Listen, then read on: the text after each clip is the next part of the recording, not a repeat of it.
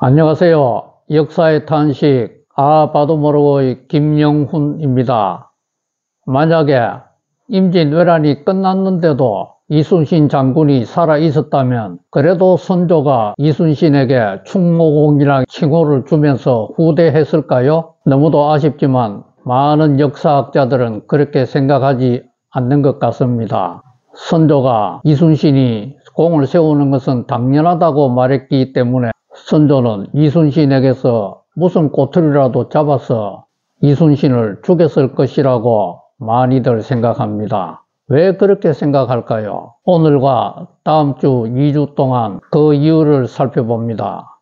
모두 아시다시피 임진왜란 7년 동안에 이순신 장군은 23전 23승을 하며 한 번도 일본에게 패한 적이 없었습니다. 그런데 이순신 장군은 일본군의 전초기지로 삼았던 부산포 공격을 단 한 번밖에 하지 않았습니다. 이 한 번의 공격에서 부산포에 있던 일본의 군함 100여 척을 격파하며 대승을 하였습니다. 그러나 일본군이 부산포에서 물러간 것이 아니었고 여전히 부산포는 일본군의 전초기지로 활용되었습니다. 그런데도 이순신은 더 이상 부산포를 공격하지 않았습니다. 그 이유가 너무 궁금하지 않습니까? 이는 일본이 이순신에 대한 전술을 바꾸었기 때문입니다. 일본은 이순신과 싸워 이길 수 없다고 생각했기 때문에 토요토미 히데요시가 이순신과의 전투를 금지시켰을 정도로 이순신을 두려워하였습니다. 그런데 일본이 이순신과 싸워 이길 수 없었던 이유 중에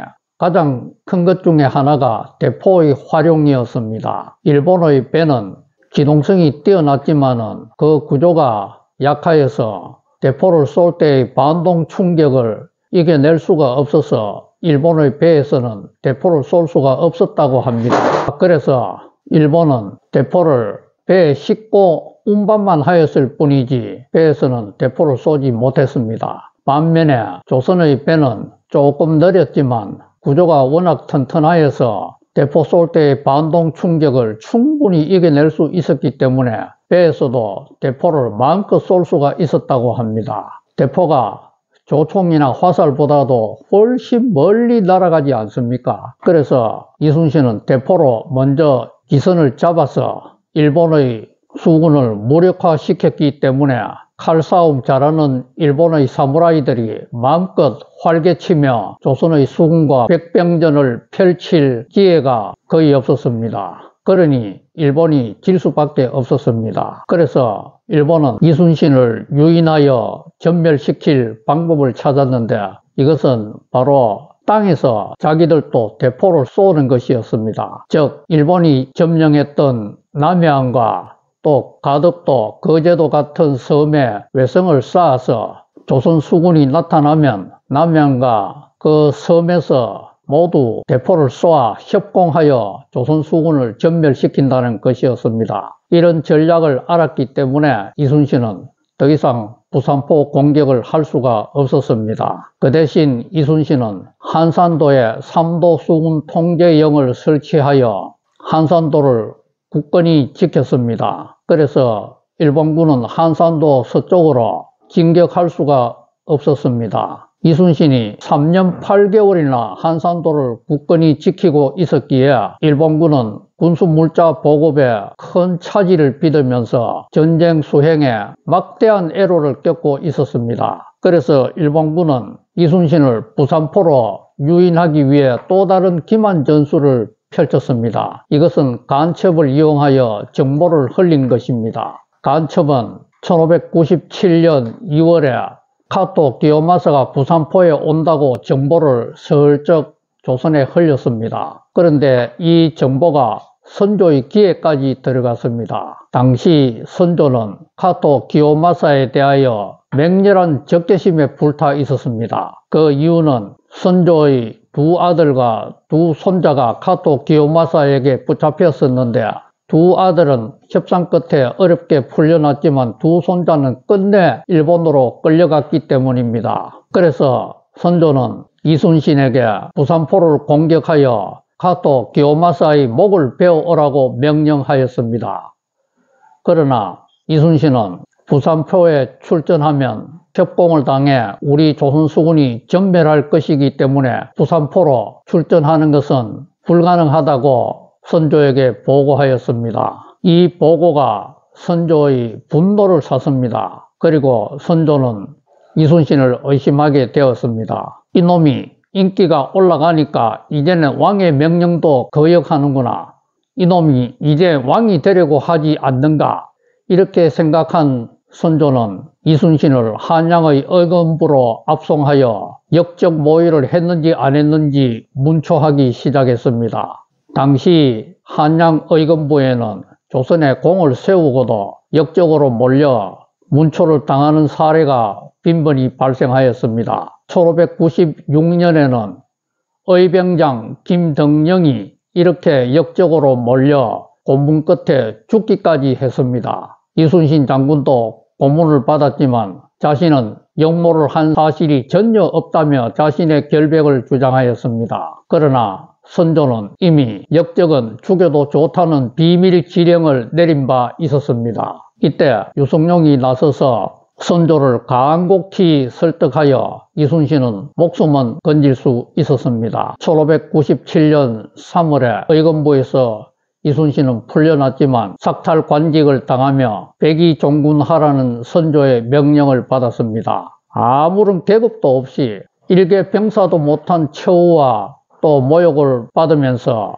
이순신은 무조건 참아야만 했습니다. 이것은 너무하지 않습니까? 한편 이 사이에 이순신 대신에 삼도수군 통제사가 된 원균은 1597년 7월에 선조의 명령대로 부산포를 공격하기 위하여 출전하였습니다. 그런데 가는 도중에 거제도 인근의 칠천량에서 조선수군은 일본에게 대패하며 원균은 전사하였고 조선의 많은 배들은 박살났습니다. 그리고 이순신 장군이 공들여 만들었던 거북선도 박살났습니다. 이에 선조는 어쩔 수 없이 이순신 장군을 다시 삼도수군 통제사로 임명하였습니다. 그러나 이순신에게는 군사도 배도 군량비도 아무것도 없는 나 홀로만의 삼도투군 통제사가 되었던 것입니다.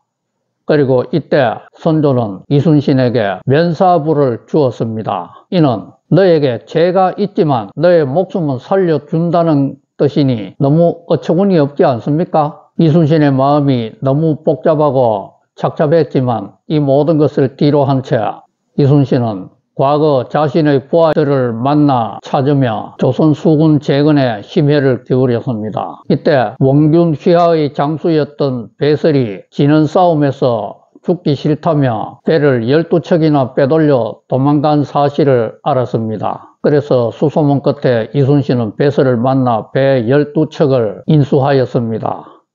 그런데 이때 또 다른 선조의 명령이 도착하였습니다. 선조는 조선 수군의 상황이 너무 열악하니 아예 조선 수군을 해체하고 이순신은 권율의 휘하에서 육군으로 싸우라고 명령하였습니다. 그런데 이순신은 이 명령에 또 거부하며 이렇게 장계를 올렸습니다. 조선 수군의 상황이 안 좋다고 하여 아예 조선 수군을 해체하면 조선의 바다는 일본의 것이 됩니다. 그렇게 되면 일본군은 남해와 서해를 거쳐 한강을 따라 한양에 쉽게 입성하게 될 것입니다. 신에게 아직 12척의 배가 있기 때문에 일본군은 마음대로 조선의 바다를 넘나들지 못할 것입니다. 이 장계를 본 선조는 수군 해체의 명령을 철회하였습니다. 그러나 선조가 이순신에 대한 불신의 마음까지 거두었을까요? 그것은 아닙니다. 여전히 이순신을 불신하며 자기의 명령을 따르지 않는 이순신에 대해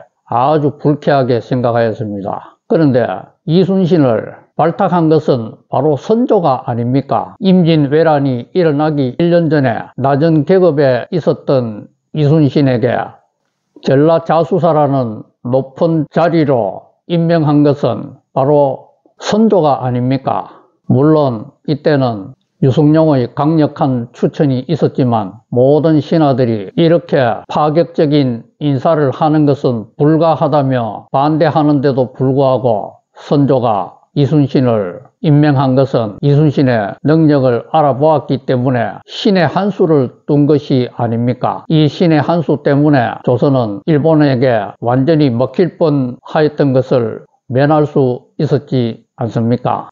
그런데 자신이 사람을 알아보고 이렇게 임명했음에도 불구하고 현장 지휘관의 말을 믿지 않고 계속 의심한 것은 선조가 바로 자신의 왕권에 대한 강한 애착심과 또 열등감 때문 아니었을까요? 이 세상에 열등감이 전혀 없는 사람은 없는 것 같습니다. 학벌이나 신체나 외모나 또 재력이나 가문의 힘 등등에 있어서 누구든지 한 가지 정도는 열등감을 가지고 있는 듯 합니다. 오늘날 우리들도 선조처럼 신의 한 수를 두는 잘하는 일을 하다가도 우리의 욕심과 또 열등감 때문에 아랫사람과 주변 사람들을 괴롭히며 힘들게 하는 일들이 많지 않습니까? 그런데 너무도 서글픈 것은 우리가 이런 잘못을 저지르고 있다는 사실조차도 모르고 있다는 것 아닙니까? 가르쳐줘도 안 받아들이고 언제까지라는 신의 탄식이 들리는 듯 하지 않습니까? 다음 주 화요일에는 선조의 이런 옹졸함 때문에 이순신 장군이 마지막 해전인 노량해전에서 죽을 수밖에 없었던 사실을 살핍니다. 감사합니다. 하나님 복 많이 누리세요.